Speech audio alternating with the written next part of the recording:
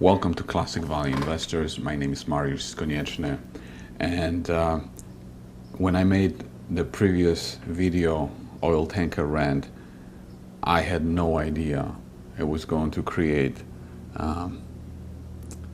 so much interest and so much feedback. I just thought I would put some thoughts on the camera, and it just absolutely exploded in relation to some of my other videos that I made.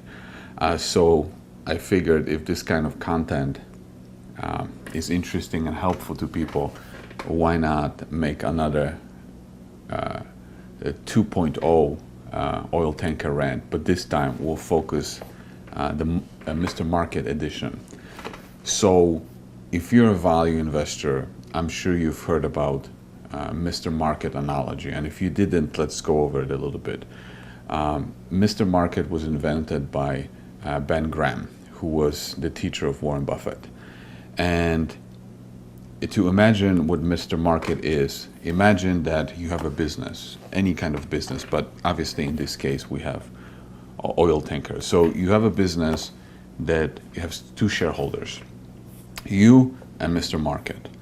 And Mr. Market is very emotional, bipolar, manic depressive, and every day he knocks on your door, he opens the door, and every day he either offers to buy you out or he offers to sell you his shares. And it is your responsibility as an investor to decide if you want to transact with him on the buy or sell, or if you want to ignore him. And he doesn't mind getting ignored, because the next day he will always be back. So if we take this analogy of Mr. Market and apply it to the oil tankers, here's how this situation played out.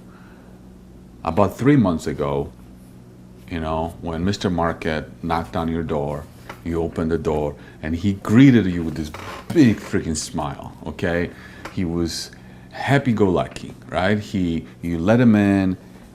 He told you all about the contango, floating storage. He even showed you his new app. He pulled out his phone and he's like, hey, look at this cool app, VLCC app. And he shows you all these rates. Hey, 200,000, 300,000 apps. These companies are our company is making a huge amounts of money. He was so excited. He even showed you a YouTube video where Jim Cramer was interviewing the CEO of Nordic American Tankers, and you both sat down and you watched. You got so excited, and he got you so freaking excited about the oil tanker opportunity that you couldn't wait till the next day that your bank opened so you could take out your savings and put it into your brokerage account, and so that when the next day he showed up with this big smile, you just couldn't wait to buy the shares off of him. And obviously, because he was so freaking excited,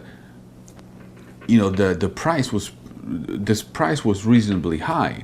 There's a price for excitement, and but you didn't care, because there was a 10-bagger down the road. You listened to copy, you listened to other videos, and who cares? 5-bagger, 10-bagger, 3-bagger, it was all great. The future never looked better.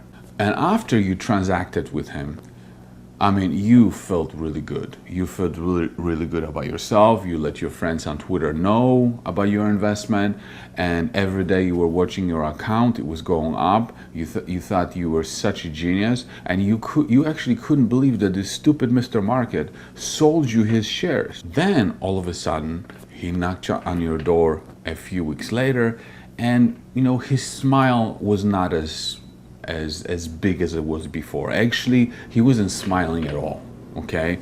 You could tell that he was a little concerned. And he started telling you that the contango was disappearing, that the floating storage wasn't growing as fast. Actually, he even mentioned, and he showed you some articles, that the floating storage was declining. So this got both of you a little concerned.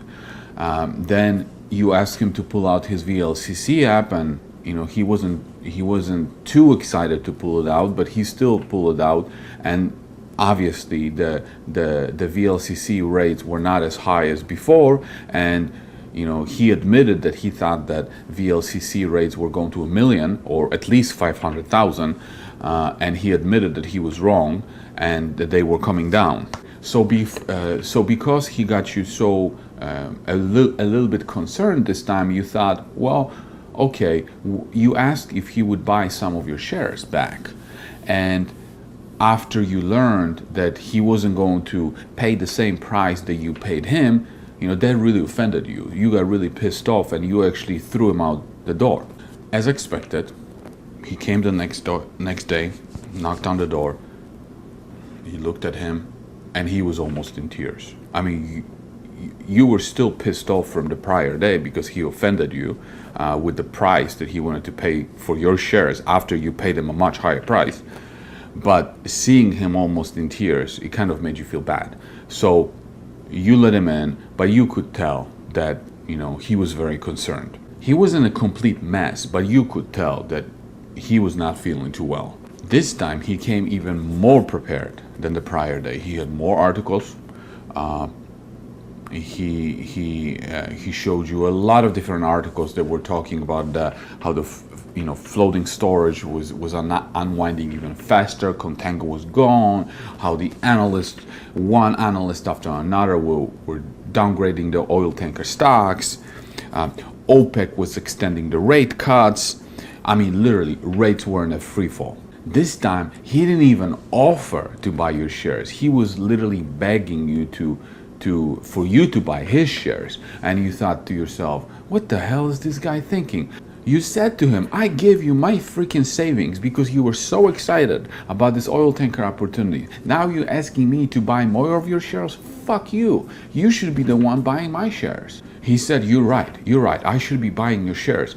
But today, I'm not even going to offer you what I offered you yesterday. Under normal circumstances, you would have not just thrown him out this time. You would have kicked him out. But considering the condition that he was in, you just kindly asked him to leave. But he got you so freaking upset that you couldn't even sleep at night. Then finally yesterday, he came again as expected. But this time, you've never seen anything like this before. I mean, Mr. Market looked like a complete freaking mess. He looked like a homeless person. You looked at him and you asked him, did you get beat up at one of the Black Lives Matter protests or what? He said no. But you looked at his phone, his screen was cracked, and he could barely stand alone on his 2 feet. You thought for a second if you should call 911. But of course, being a good person that you are, you let him in and you asked him what happened. He pulled out his VLCC app and showed you a $12,000 fixture. You almost fell on the floor yourself. Now you both started crying like little babies. He said, we're finished. We should have listened to George Noble. He's a genius and we're fucking idiots. Contango is gone. Floating storage is unwinding. Rates are collapsing. COVID cases are increasing. The general market is collapsing. Technical looks bad. People are not flying. OPEC is extending its cuts. Analysts are expecting another 50% down. Ship values are declining. I wish we never got involved in the oil tankers. Every other sector in this fucking economy is making gains and we're stuck holding these oil tankers. Can we please get George Noble on the phone? Maybe he can buy our shares. You think for a second, wait a minute, it can't be this bad. I mean, Mr. Market, look at the amount of money that these companies made over the last months. Doesn't this matter? No! Well, what about the oil demand? When the economies are opening up, isn't the oil demand going to increase? Isn't OPEC eventually going to stop extending these cuts and bring the production online? Aren't the refineries eventually going to get back to their normal or non-emergency operating capacity? Yes, but this could take years. In the meantime, our position might decline another 50%. Look at the COVID cases. They're increasing. Every state is hitting the records high. We are fucked. But look, at these companies are trading less than NAV. Fuck NAV. NAV is going to go to zero. So you get my point? This is pretty much how we went from Mr. Market being super excited, causing all of us to be super excited about the oil tanker market, and now Mr. Market going to complete depression, not seeing a single thing that's positive about anything. So I don't know about you, but last time people transacted with Mr. Market when he had a smile on his face, didn't turn out so well. Now, do we really want to be transacting with Mr. Market when he's so depressed right now? I think there's only one transaction that makes sense to me, which is more on the buy side. Definitely not on the sell side. Do I want to be unloading my shares to Mr. Market when he's so depressed? I don't know. The only way this can turn out to be well if he gets more depressed from where he already is. And of course, he can always get more depressed, just like he got more excited before he became depressed. I think one thing is for sure, Mr. Market will never change, and Mr. Market will always go from these extremes and somewhere in the middle. So yeah, so that's my version of Mr. Market involved in the oil tanker stocks. Thanks for watching.